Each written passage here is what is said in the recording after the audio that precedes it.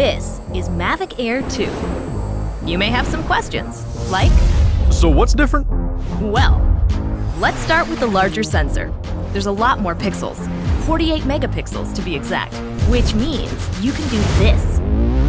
And then shoot a hyperlapse in 8K. With Smart Photo, every shot is a masterpiece. Yeah, but photos aren't really my thing. Don't worry, we've got you covered. It also does 4K 60p video. You can also slow things down.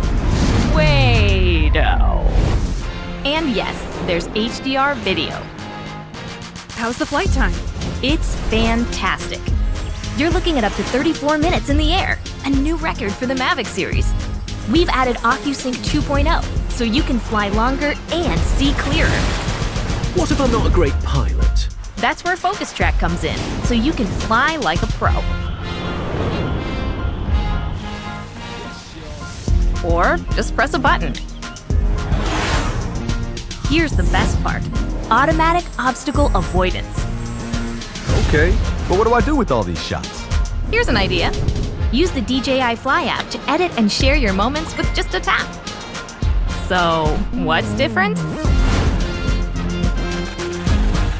A whole lot.